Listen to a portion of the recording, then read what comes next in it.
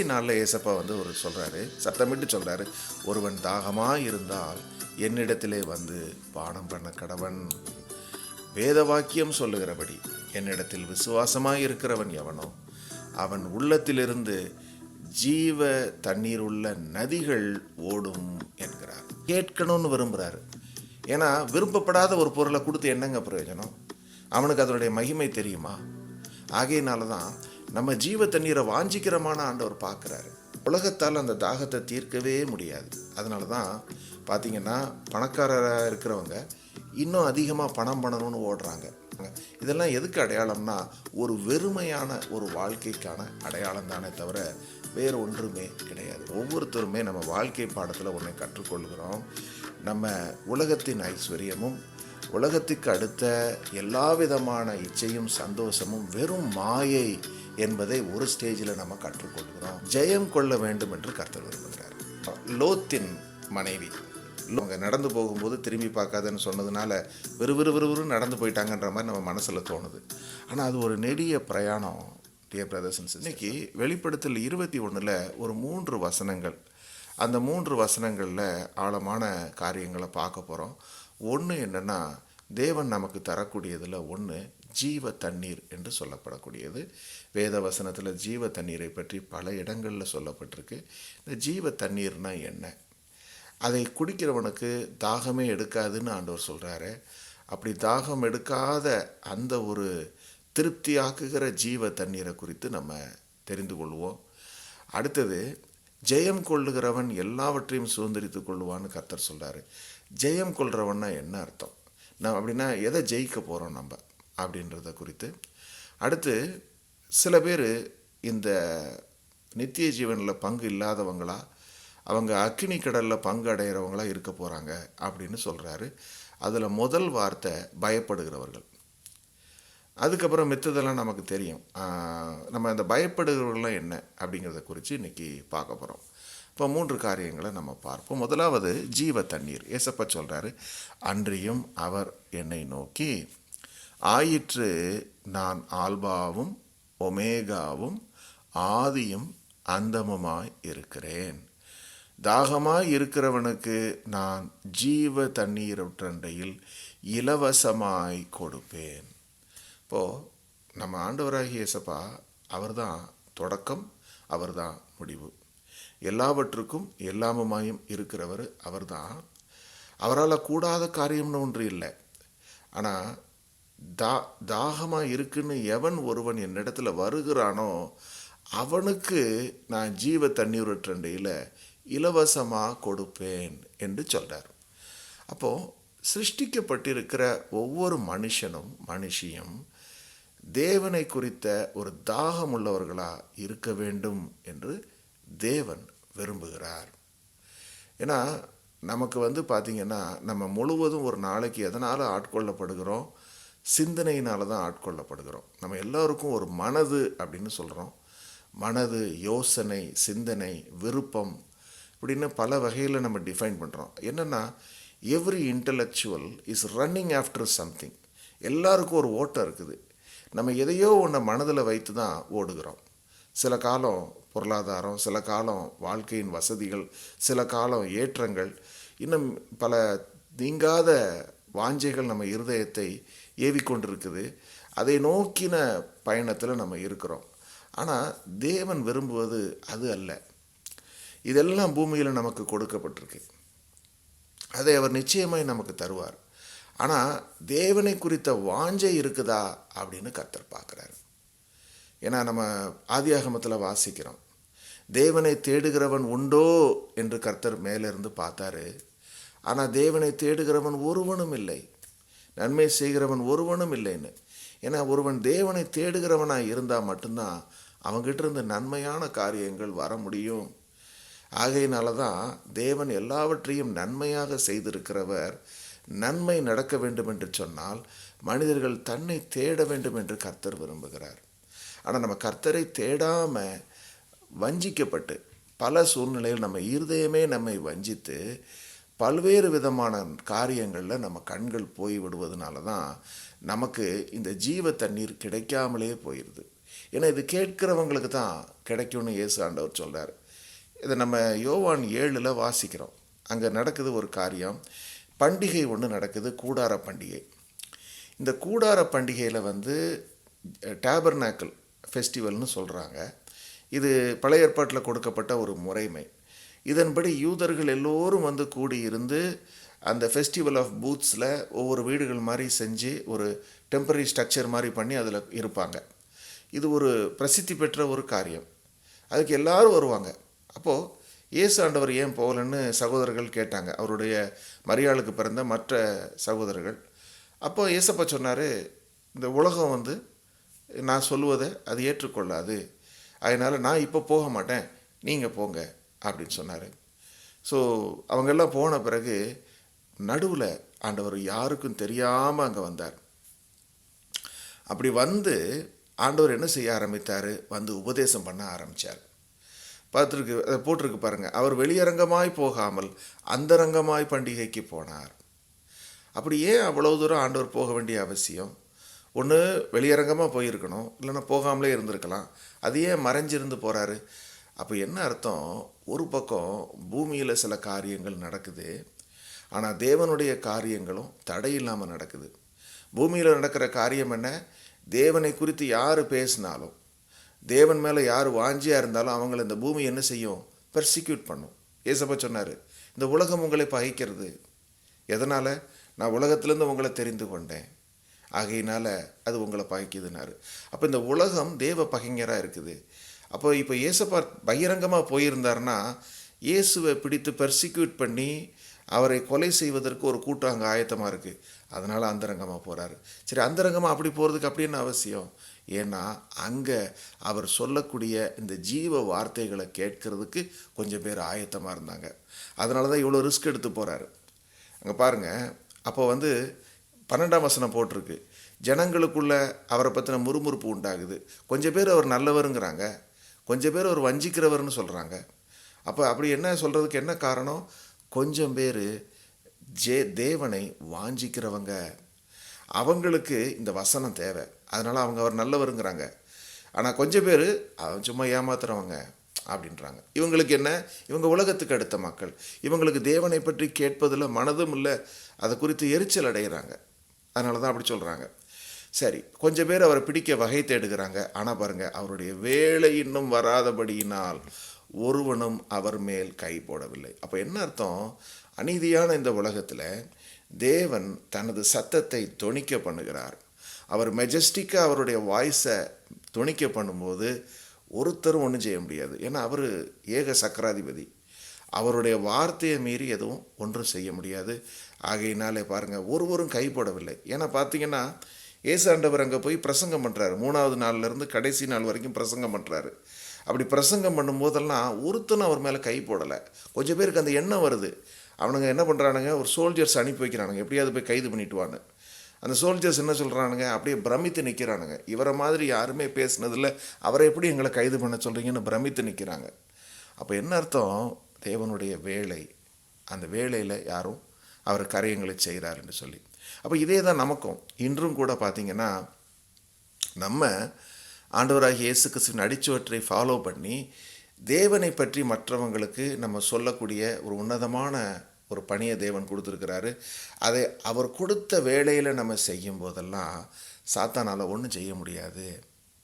ஆக அதை பார்க்குறோம். அப்போ கடைசி நாளில் ஏசப்பா வந்து ஒரு சொல்கிறாரு, சத்தமிட்டு சொல்கிறாரு, ஒருவன் தாகமாக இருந்தால் என்னிடத்திலே வந்து பானம் பண்ண கடவன். வேத வாக்கியம் சொல்லுகிறபடி என்னிடத்தில் விசுவாசமாக இருக்கிறவன் எவனோ அவன் உள்ளத்திலிருந்து ஜீவ தண்ணீருள்ள நதிகள் ஓடும் என்கிறார். அப்போ தேவன் உன்னதமான ஒன்றை நம்ம தன்னிடத்தில் வைத்திருக்கிறார். அது என்னது? ஜீவ தண்ணீர். ஆனால் அது கேட்டால் தான் கிடைக்கும். அது சும்மா எடுத்து அவர் கொடுக்கறதில்ல, அது இலவசம்தான். கேட்குறவனுக்கெல்லாம் கொடுக்குறாரு. ஆனால் அதை ஒருத்தன் கேட்கணும்னு விரும்புகிறாரு. ஏன்னா விருப்பப்படாத ஒரு பொருளை கொடுத்து என்னங்க பிரயோஜனம்? அவனுக்கு அதனுடைய மகிமை தெரியுமா? ஆகையினால தான் நம்ம ஜீவ தண்ணீரை வாஞ்சிக்கிறமான ஆண்டவர் பார்க்குறாரு. நீ எந்த அளவுக்கு வாஞ்சியோட என்னிடத்துல கேட்குற மகளே, எல்லாத்தையும் குறித்து கேட்குற, உலக காரியங்கள் நன்மைகளை கேட்குற, நீ ஜீவ தண்ணீரை எத்தனை முறை என்னிடத்துல கேட்டிருக்கன்னு நம்ம ஒவ்வொருத்தரையும் பார்த்து கேட்குறாரு. மகனே மகளே, காரணம் என்னென்னா, அதை வாஞ்சிக்கணும்னு ஆண்டவர் விரும்புகிறாரு. ஏன்னா அதனுடைய நன்மைகளை நீ அறிந்து கொள். இப்போது சரி, அப்போ ஜீவ தண்ணீர்னா என்ன முதல் காரியம் என்று சொல்லி பார்த்தோம்னா, அதே சமாரிய ஸ்திரீக்கு ஆண்டவர் சொல்கிறாரு. நம்ம யோவான் 4 வாசிக்கிறோம். அங்கே வந்து தண்ணி எடுக்கிறதுக்காக ஒரு அம்மா வர்றாங்க. ஆண்டவர் என்ன செய்கிறாருன்னா, அந்த ஜீவ தண்ணீருங்கிறது மறைப்பொருள், அது ஸ்பிரிச்சுவல் ட்ரூத். அது ஆனால் அதுக்கு ஒப்புமையாக பூமியில் ஒன்று இருக்குது. அது என்ன? நம்ம குடிக்கிற தண்ணீர். ஸோ ரெண்டும் வேறு வேறு. ஜீவ தண்ணீருங்கிறது வேறு, குடிக்கிற தண்ணீருங்கிறது வேறு. ஆனால் குடிக்கிற தண்ணீரை வச்சு ஜீவ தண்ணீரை நம்ம கொஞ்சம் புரிஞ்சு கொள்ளலாம். எப்படின்னா, நமக்கெல்லாம் தாகம் எடுக்கும்போது நான் வறண்டு ஐயோ எப்படியாவது, அதாவது இப்போ நார்மலாக நம்ம கொஞ்சம் தாகம் எடுத்தால் குடிச்சிடறோம். ஆண்டவர் ஸ்தோத்திரம், கர்த்தர் தண்ணீர் கொடுத்துருக்கிறார். தண்ணீர் இல்லாத நேரத்தில் குடிக்கணும், தாகமாக இருக்குதுன்னு நினைக்கும் போது தண்ணீர் இல்லைன்னு வைங்க, அதை மாதிரி ஒரு கஷ்டம் இருக்க முடியுமா? அந்த மாதிரி தண்ணீர் இல்லாதவங்களுக்கு தான் அதனுடைய அருமை தெரியும். இப்போ ஒரு தண்ணீர் எடுக்கிறதுக்காக ரொம்ப தூரம் வரக்கூடிய அந்த சமாரிய ஸ்திரீ, அவங்க தண்ணீர் எடுக்கும்போது ஆண்டவர் அதுக்கு உதவி செய்கிறாரு. அப்போ சொல்கிறாரு, இந்த தண்ணீரை குடிக்கிறவனுக்கு மறுபடியும் தாகம் உண்டாகும், ஆனால் நான் கொடுக்குற தண்ணீரை குடிக்கிறவனுக்கு ஒரு காலம் தாகம் உண்டாகாது அப்படின்னு சொல்கிறாரு. அது மட்டும் இல்லை, அது அவனுக்குள்ள நித்திய ஜீவ காலமாய் ஊறுகிற நீராக இருக்கும். அப்போது it will be a satisfying water அப்படின்னு ஆண்டவர் சொல்கிறார். அப்போது இந்த சமாரிய ஸ்திரீ இப்போ வந்திருக்கிறது மாம்சபூர்வமான ஒரு தாகத்துக்காக தான் வந்திருக்காங்க, தண்ணி எடுக்க வந்திருக்காங்க. ஆனால் அவங்களுடைய உள்ளத்தில் ஒரு தாகம் இருக்குது. அது ஒரு தேடுதல். என்னென்னா, ஒவ்வொரு மனுஷனுக்குள்ளேயும் ஒரு உள்ளார்ந்த ஒரு தேடுதல் இருக்குது, ஒரு தாகம் இருக்குது. அந்த தாகத்தை தேவனால் மாத்திரமே சாட்டிஸ்ஃபை பண்ண முடியும். அந்த தாகம் தீர்க்கப்படாவிட்டால் உலகத்தால் அந்த தாகத்தை தீர்க்கவே முடியாது. அதனால தான் பார்த்திங்கன்னா, பணக்காரராக இருக்கிறவங்க இன்னும் அதிகமாக பணம் பண்ணணும்னு ஓடுறாங்க. ஒரு ஆம்பிஷியஸாக ஒரு விஷயத்தை பிடிக்கணும்னு நினைக்கிறவங்க அந்த ஆம்பிஷன் நிறைவேறினாலும் அடுத்தடுத்த ஆம்பிஷனுக்குள்ளே போகிறாங்க. இதெல்லாம் எதுக்கு அடையாளம்னா, ஒரு வெறுமையான ஒரு வாழ்க்கைக்கான அடையாளம் தானே தவிர வேறு ஒன்றுமே கிடையாது. அப்போ ஆண்டவர் என்ன செய்கிறாரு? பூமியும் அதன் நிறைவும் கர்த்தருடையது, பொன்னும் வெள்ளியும் தங்கமும் அவருடையது, எல்லாமே கொடுத்துருக்கிறாரு. அப்போது நம்ம மாம்ச கண்களில் பார்த்து ஒவ்வொரு காரியத்தை வாஞ்சிக்க முடியும். ஆனால் இவைகளை காட்டிலும் விலையேற பெற்ற ஜீவ தண்ணீர்னு ஒன்று என்னிடத்துல இருக்குது, அதை நீ வாஞ்சிக்கிறியான்னு தான் ஆண்டவர் பார்க்குறாரு. அதை நான் பார்த்து வாஞ்சிக்கணுன்னா முதல்ல நான் இதை வெறுக்கணும். பூமியில் இருக்கிற மற்ற காரியங்களை நான் வெறுக்கணும்னு கர்த்தர் விரும்புகிறார். அதனால தான் பார்த்திங்கன்னா, நம்ம ஒவ்வொருத்தருமே நம்ம வாழ்க்கை பாடத்தில் ஒன்றை கற்றுக்கொள்கிறோம். நம்ம உலகத்தின் ஐஸ்வர்யமும் உலகத்துக்கு அடுத்த எல்லா விதமான இச்சையும் சந்தோஷமும் வெறும் மாயை என்பதை ஒரு ஸ்டேஜில் நம்ம கற்றுக்கொள்கிறோம். அதை கற்றுக்கொண்ட பிறகு தான் நம்மளால் ஜீவ தண்ணீரை வாஞ்சிக்கவே முடியும். அது வரைக்கும் ஒன்றுக்கு உதவாத விஷயங்களுக்கு பின்னாடி தான் நம்ம ஓடிக்கொண்டிருப்போம். என் வாழ்க்கையில் இருந்திருக்கு. நான் ஒவ்வொரு ஸ்டேஜில் ஒவ்வொரு விஷயங்கள் என்னை இன்ட்ரெஸ்ட் பண்ணும், அதுக்கு பின்னாடி நான் போய்கிட்டு இருந்தேன். நிறைய காரியங்கள், நான் விரும்புகிற காரியங்கள், எலக்ட்ரானிக்ஸ் மோகம் எனக்கு ரொம்ப உண்டு. அநேக காரியங்களுக்கு பின்னாடி போயிட்டுருப்பேன். நான் ரட்சிக்கப்படுவதற்கு முன்னாடி கூட பார்த்திங்கன்னா, கேமரா, ஃபோட்டோ எடுக்கிறது, வீடியோ எடுக்கிறது, இதை மாதிரியான மோகத்தில் ஓடிக்கொண்டிருக்கும்போது அந்த இடத்துல தேவன் என்னை சந்திக்கிறார். எப்படின்னா, நான் ஃபோட்டோ எடுக்கணும்னு வாஞ்சிக்கிட்டு இருந்த இடத்துல தான் எனக்கு ஒரு ஒரு ஒரு கேதரிங்கில் ப்ரேயர் மீட்டிங்க்கு ஆண்டவர் கூட்டு போகிறாரு. அங்கே நான் ரட்சிக்கப்படுறேன். அது மாதிரி தான் நம்ம ஒவ்வொருத்தரையும் சந்திக்கிறார். இப்போ பார்த்திங்கன்னா, சமாரிய ஸ்திரீ, இப்போ இந்த சமாரிய ஸ்திரீக்கு என்ன, தொடர்ந்து மேரேஜில் ஃபெயிலியர். பல முறை அவங்க திருமணம் செய்து கொண்டாங்க, ஒரு திருமணத்துலேயும் அவங்களுக்கு சந்தோஷம் இல்லை. இப்போ கடைசியாக ஒருத்தரோட ஒரு லிவிங் டுகெதர் மாதிரி வாழ்ந்துட்டுருக்குறாங்க. அவங்க அவருடைய கணவர் இல்லை. அப்போது திருப்தி இல்லாத ஒரு வாழ்க்கையில் தொடர்ந்து பாவத்தின் பிடியில் சிக்குண்டு போயிருக்கிற அந்த ஸ்திரீக்கு தேவை ஜீவ தண்ணீர் என்பதை கர்த்தர் அவங்களுக்கு ஞாபகப்படுத்துகிறாரு. ஞாபகப்படுத்தி சொல்கிறாரு, இந்த மாதிரி இருந்ததே நீ என்னிடத்துல கேள் மகளே என்று சொல்கிறாரு. அப்போ அந்த ஸ்திரீ கேட்குறாங்க, ஆண்டவரே, எனக்கு தாகம் உண்டாகாமலும் நான் இங்கே மொண்டு கொள்ள வராமல் இருக்கும்படி அந்த தண்ணீரை எனக்கு தர வேண்டும் என்று கேட்குறாங்க. அதை கேட்குற நேரத்தில் கூட அவங்க கேட்டது ஜீவ தண்ணீர்னு அவங்களுக்கு தெரியல. ஆனால் ஆண்டவருக்கு தெரியும் அதுதான் அவங்களுக்கு கொடுக்க வேண்டிய தண்ணீர் என்று சொல்லி அவங்க பூமிக்கு எடுத்த தண்ணீரை கேட்டாங்க. ஆனால் ஆண்டவர் அவங்களுக்கு தன்னை வெளிப்படுத்தி அவர் தான் மெசியாவாகிய தேவன் என்பதை வெளியரங்கமாக அந்த ஸ்திரீக்கு ஆண்டவர் காண்பித்து கொடுத்து அதற்கு பிறகு அந்த அம்மா ரட்சிக்கப்பட்டாங்க. போய் அநேகர் ஆண்டவர் இடத்துல அழைச்சிட்டு வந்தாங்க. அதே மாதிரி தான் இன்றைக்கி உங்களையும் என்னையும் பார்த்து, என்னை நீ விசுவசிக்கிறாயா, ஜீவ தண்ணீரை நீ பெற்றுக்கொள்ள விருப்பமாக இருக்கிறியான்னு சொல்லி ஒவ்வொரு நாளும் கேட்கிறார். சரி, இப்போ ஜீவ தண்ணீரை குறித்து நம்ம புரிந்து கொண்டோம். அதோடு சேர்ந்த இன்னொரு காரியம் என்னன்னு சொல்லி பார்த்தீங்கன்னா, இதை குடிக்கிறவங்களுக்கு ஒரு நாளும் தாகம் எடுக்காது, இதை புசிக்கிறவங்களுக்கு பசி எடுக்காதுன்னு சொல்லி அவருடைய சரீரமாகிய மாம்சத்தை குறித்தும் இதை நம்ம அடைய போகிற ஜீவ தண்ணீரை குறித்தும் பேசினார். அடுத்த வசனத்துக்கு போவோம். ஜெயம் கொள்ளுகிறவன் எல்லாவற்றையும் சுதந்திரித்து கொள்ளுவான், நான் அவன் தேவனாய் இருப்பேன், அவன் என் குமாரனாய் இருப்பான் அப்படின்னு சொல்கிறார். இப்போது நம்ம வாழ்க்கையுடைய நோக்கம் என்ன அப்படிங்கிற அடுத்த கட்டத்தை நம்ம பார்ப்போம். நம்ம ஜெயம் கொள்ள வேண்டும் என்று கர்த்தர் விரும்புகிறார். God wants us to be victorious. எதை ஜெயிக்கிறது? நமக்கு செவரல் பேட்டில்ஸ் இருக்குது, சின்ன சின்ன பேட்டில்ஸு. நம்ம படிக்கிற காலத்துலேருந்து ஆரம்பித்து ஸ்கூலை கிளியர் பண்ணோம், காலேஜுக்கு வந்தோம், டிகிரியை செக்யூர் பண்ணோம், வேலையில் கிளியர் பண்ணோம், அதுக்கு பிறகு குழந்தைகள், எதிர்காலம், ஒவ்வொரு காரியமாக சின்ன சின்ன பேட்டில்ஸை நம்ம ஜெயித்து கொண்டே வருகிறோம். அதெல்லாம் ஆண்டவர் சொல்லக்கூடியது, நம்ம இந்த உலகத்தை ஜெயிக்கணும்னு ஆண்டவர் விரும்புகிறார். இப்போ இந்த உலகத்தை ஜெயிப்பது தான் கர்த்தர் நமக்கு கொடுத்துருக்கிற மேலான நோக்கம். இதில் நம்ம இதை எப்படி அறிந்து கொள்ளலாம் அப்படின்னு சொல்லி பார்த்தீங்கன்னா, லோத்தின் மனைவி, லோத்தின் குடும்பம், அதை குறித்து நம்ம வேதாகமம் என்ன சொல்லுது? சோதோமில் குடியிருந்தாங்க. குடியிருந்த நாட்களில் கணவன் மனைவி 2 பேர். லோத்துக்கு அந்த வாழ்ந்த அந்த பகுதியில் நல்ல செல்வ செழிப்பு, எல்லா விதமான இதுவும் கிடைத்தது. அங்கே இல்லாத விஷயம்னு கிடையாது. ஆனால் அவருடைய மனசு சந்தோஷப்படலை. காரணம் என்ன? அந்த தேசத்தில் இருந்த குடிகள் பொல்லாத பாவிகளாக இருந்தாங்க. அப்போ அப்படிப்பட்ட ஒரு பாவமான சூழ்நிலையில் இருந்து கொண்டு இந்த சந்தோஷங்களை அனுபவிப்பது லோத்துக்கு விருப்பம் இல்லை. நாள்தோறும் தன்னுடைய நீதிமானாகிய தன்னுடைய இருதயத்தில் வாதிக்கப்பட்டார். அங்கே பாவிகள் செய்கிற கொடுமையை பார்த்து பார்த்து வேதனையோடு தான் இருந்தாரே தவிர அவர் அந்த வாழ்க்கையை ருசிக்கலை. ஆனால் லோத்தின் மனைவியை குறித்து நம்ம அப்படி சொல்ல முடியாது. அந்த இடத்த தெரிவு செய்தது அவங்க தான். அவங்க இப்படி செய்ததாக வேத வசனத்தில் எழுதப்படவும் இல்லை. அப்போது கடைசியில் ஒரு காலம் தேவன் அந்த பட்டணத்தை கவிழ்த்து போடும் பொழுது தூதர்கள் மூலமாக ஒரே விஷயத்தை தான் சொன்னார். இந்த பட்டணத்தை விட்டு நீ புறப்படும் போது நீ திரும்பி பார்க்காதே அப்படின்னு சொல்லும்போது தான் அந்த சோதனை ஓட்டத்தில் லோத்து ஜெயிச்சிட்டாரு, அவங்க மனைவி தோற்று போயிட்டாங்க. லோத்து எப்படி ஜெயித்திருப்பாருன்னு யோசித்து பாருங்கள். இந்த நம்ம ஏதோ அவங்க நடந்து போகும்போது திரும்பி பார்க்காதன்னு சொன்னதுனால விறுவிறுன்னு நடந்து போயிட்டாங்கன்ற மாதிரி நம்ம மனசில் தோணுது. ஆனால் அது ஒரு நெடிய பிரயாணம். டியர் பிரதர்ஸ் அண்ட் சிஸ்டர்ஸ், அந்த அவங்க இருந்த அந்த பட்டணத்தில் அந்த சோவார் அதை நோக்கி அவங்க பிரயாணப்பட்டு வெளியில் போகும்போது அக்கினியும் கந்தகமும் விழுந்து கொண்டே இருக்குது அவங்களுக்கு பின்னாடி. ஒரு பக்கம் அவங்க வாழ்ந்த நகரத்தில் எல்லாமே விழுந்து அழித்து கொண்டிருக்குது. நான் அதை ஒரு சமீபத்தில் ஒரு யூடியூப் வீடியோ ஒன்று பார்த்தேன். ஒருத்தர் அழகாக அதை ஒரு ஏஐ உதவியோட ஒரு வீடியோவாக மாற்றி போட்டிருக்கிறார். அதை பார்க்கும்போது இன்ட்ரெஸ்டிங்காக இருந்துச்சு. என்னன்னு சொன்னால், இப்போ நம்ம ஒரு கொஞ்ச நாள் ஒரு வீட்டில் தங்கியிருந்தோம்னா அந்த வீட்டு மேலே நேச்சுரலாகவே நமக்கு ஒரு பிரியம் இருக்கும். அது கொஞ்சம் வருஷம் ஆனவொடனே அந்த வீடு எப்படி இருக்குது, அந்த ஏரியா எப்படி இருக்குன்னு போய் பார்க்கணுன்னு ஒரு ஆசை வருதா இல்லையா?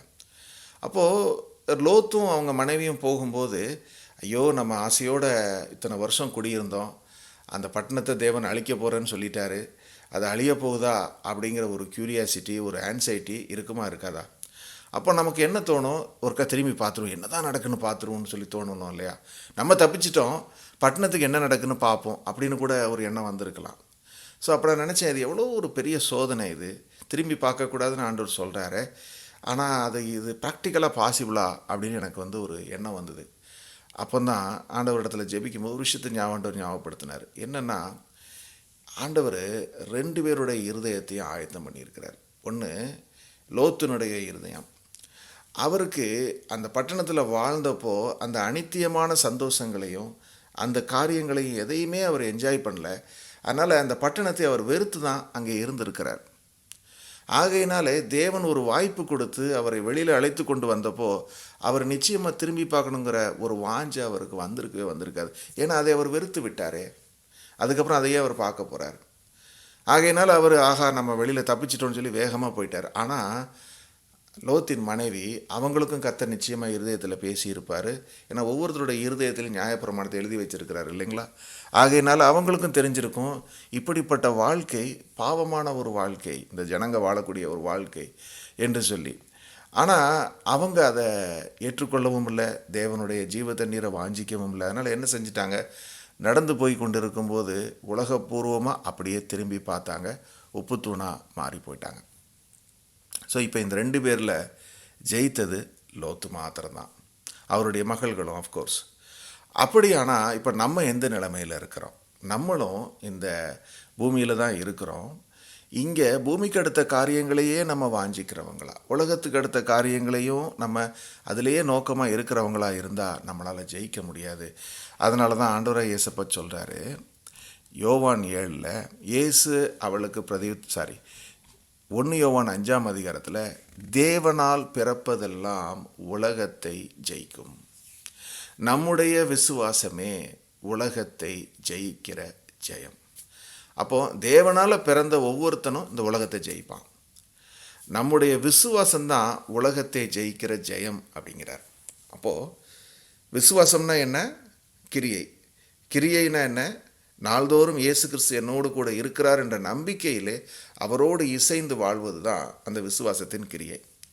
அப்போ இப்போ நம்ம அவரோடு சஞ்சரிக்கிறவர்களா, நாள்தோறும் ஒரு வார்த்தையை கேட்டு இருதயத்தில் புதுப்பிக்கப்பட்டு உள்ளான மனிதனில் புதிதாகி அப்படியே நம்ம நடந்து கொண்டிருக்கும்போது நம்ம we will win the race, ஜெயிப்போம்.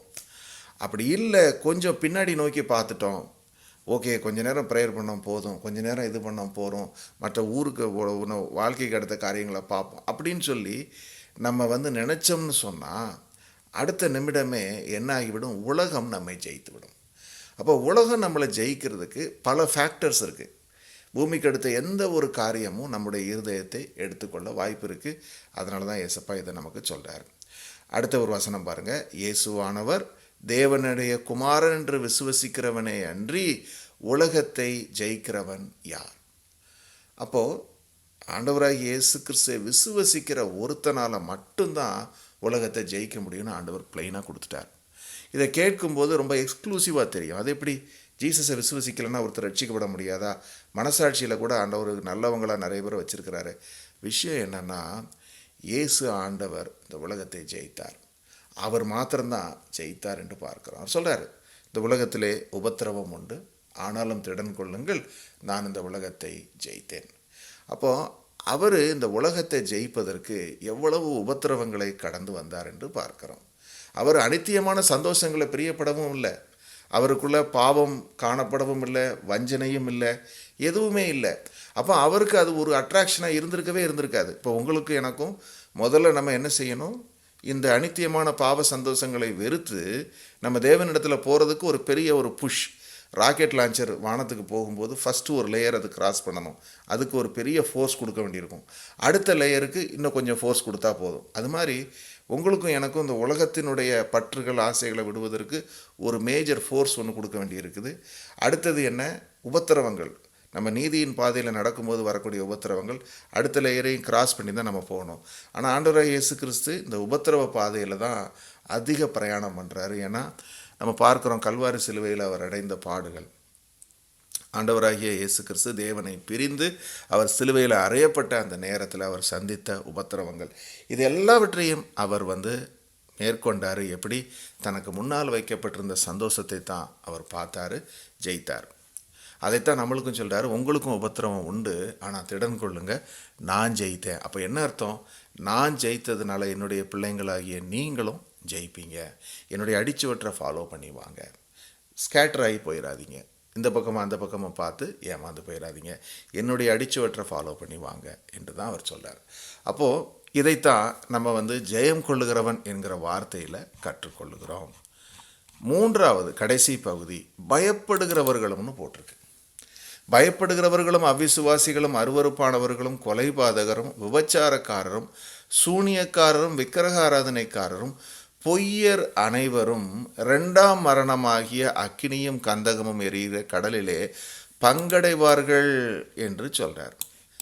அவிசுவாசிகள் ஓகே, புரிஞ்சு கொள்ள முடியுது. அருவருப்பானவங்களும் புரிந்து கொள்ள முடிகிறது.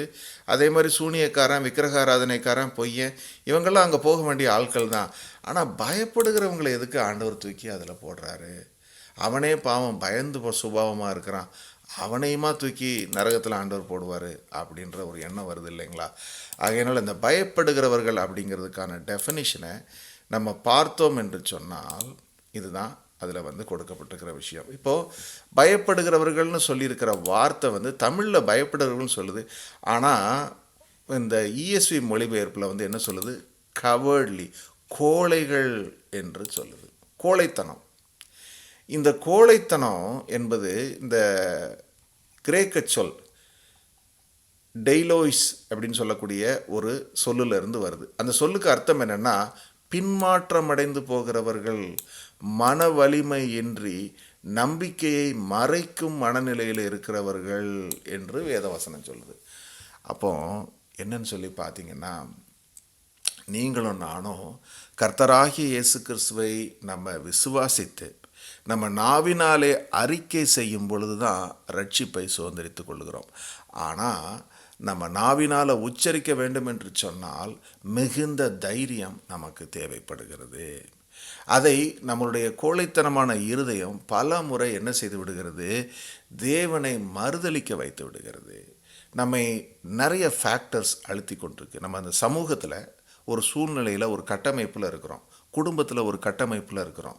நம்முடைய பெற்றோர்கள், நம்முடைய உற்றார் உறவினர், சொந்தக்காரங்க, சுற்றி இருக்கிறவன், இவங்க எல்லாருக்கும் நம்ம ஒரு ஹை வேல்யூவை கொடுத்து வச்சிருக்கிறதுனால உலகத்தின் பார்வையில் மற்றவர்கள் என்ன நினைப்பார்கள், மற்றவர்களுடைய ஒப்பீனியனில் அவங்களுடைய இதை இழந்து போயிட்டா நான் என்ன செய்வேன், நான் மற்றவங்க தயவு இல்லைன்னா நான் எப்படி என் வாழ்க்கையை நடத்துறது அப்படிங்கிற ஒரு ஃபியர் ஃபேக்டர் இருக்குது பார்த்தீங்களா? அதை வச்சு தான் அநேகருடைய ரட்சிப்பை சாத்தான் வந்து என்ன செய்கிறான்? தடை செய்து கொண்டே இருக்கிறான். ஆனால் ஆண்டவரை விசுவாசித்து வெறும் நம்பிக்கை மாத்திரமல்ல, நீங்கள் யோசிங்க, நீங்கள் நம்பிக்கை மாத்திரமல்ல, விசுவாசம் என்பது என்ன? கிரியை. கிரியை என்பது என்ன?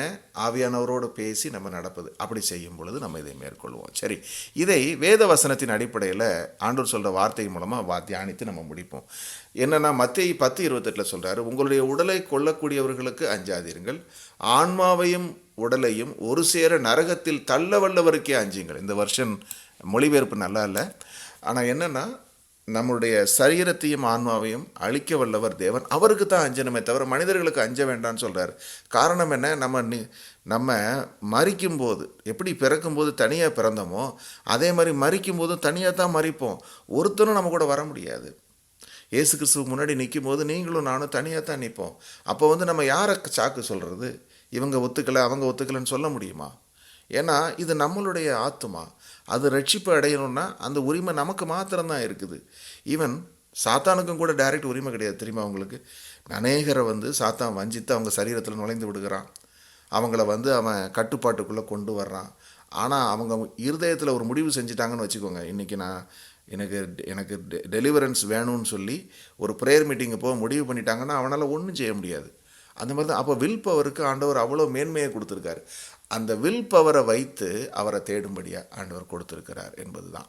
சரி, அடுத்தது தீமோத்தேயுவுக்கு சொல்கிறாரு, தேவன் நமக்கு பயத்தின் ஆவியை கொடுக்கலை இல்லையா, பெலனும் அன்பும் தூய அந்த மாதிரி இருக்கக்கூடிய ஒரு ஆவியை தான் கொடுத்துருக்கிறாரு என்று சொல்லி பார்க்கிறோம். அதே மாதிரி பேதுரு வந்து ஆண்டவராகிய இயேசு கிறிஸ்துவை அறிந்திருக்கிறேன் என்பதை 3 முறை மறுதலித்தார் என்று பார்க்கிறோம். அது ஒரு நேச்சுரல் எக்ஸாம்பிள். ஏன்னா இயேசுவோடு கூட இருக்கும்போது அவர் மீது உள்ள பிரியத்தினாலே அவர் வந்து சொன்னார், மோடு கூட மறிக்கிறதுக்கும் நான் ஆயத்தமாக இருக்கிறேன். ஆனால் ரியாலிட்டின்னு வரும்போது ஒரு த்ரெட்டனிங் சிச்சுவேஷனில் ஆண்டவரை 3 முறை டினை பண்ணிட்டார். அப்படி இருக்கும்போது நம்ம ஏமாத்திரம் என்று நம்ம பார்க்குறோம். ஆனால் அந்த நேரத்தில் ஆண்டவராகிய இயேசு கிறிஸ்து ஒன்று சொன்னார்,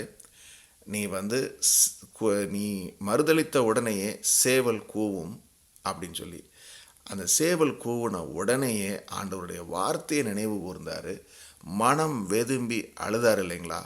அந்த நேரத்தில் ஏசப்பா கிட்ட மனம் திரும்பினவர், அதுக்கப்புறம் சிலுவையில் தலைகீழ அரைஞ்ச வரைக்கும் அவர் ஒருபோதும் மறுதளிக்கலை, கடைசி வரைக்கும் இருந்து ஜெயிச்சிட்டார். அப்போ பார்த்தீங்கன்னா நம்மளை விசுவாசத்தினால கர்த்தர் இப்படி உயர்த்தி ஜெயிக்க வைக்கிறாரு. மாம்சத்தில் பயம் இருக்க தான் செய்யும். எல்லா விதத்துலேயும் நம்மளை வந்து த்ரெட்டனிங் ஃபேக்டர்ஸ் வரத்தான் செய்யும்.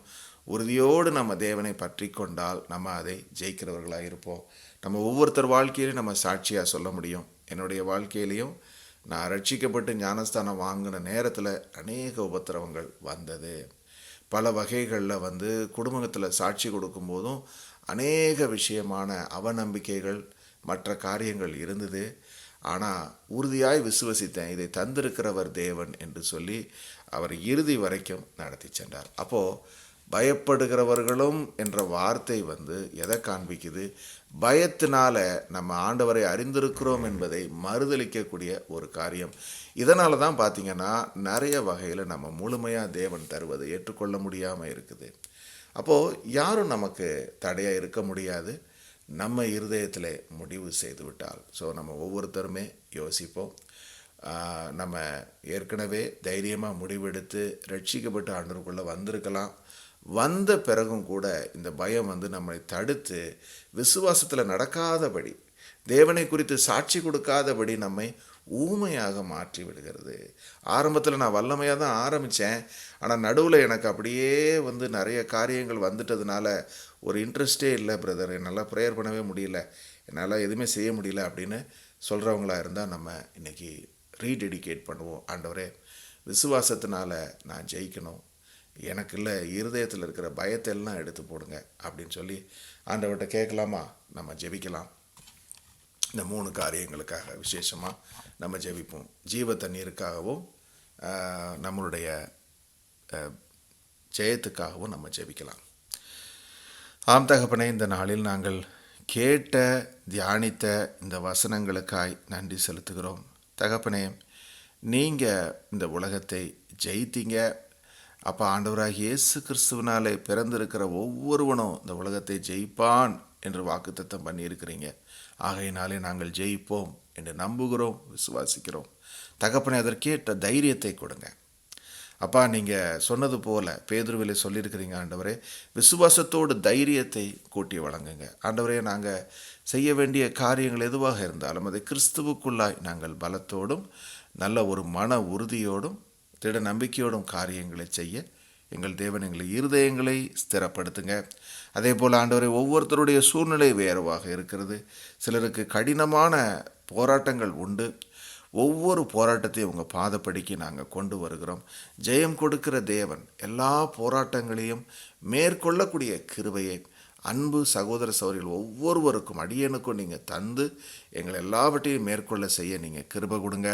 அதே மாதிரி ஆண்டவரே, உங்கள் ஜீவ தண்ணீரை நாங்கள் வாஞ்சிக்கிறோம்.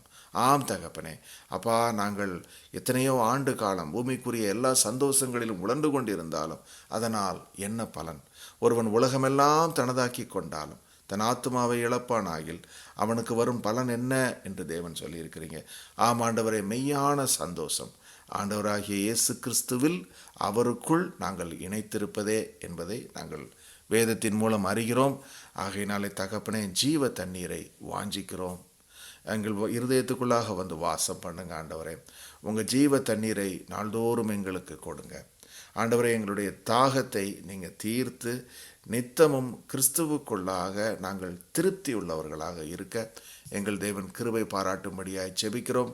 அதே போல் எங்களுடைய அன்றாட இந்த உலக பயணத்தை நாங்கள் ஜெயிக்க, ஒரு நல்ல ஓட்டத்தை ஓடி முடிக்க எங்கள் தேவன் கிருபை பாராட்டும்படியாய் மீட்பரும் இரட்சகருமான இயேசுவின் இனிய நாமத்தில் ஆசீர்வதித்து ஜெபிக்கிறோம். ஜெபம் கேளுங்க ஜீவனுள்ள வல்ல பிதாவே. ஆமேன்.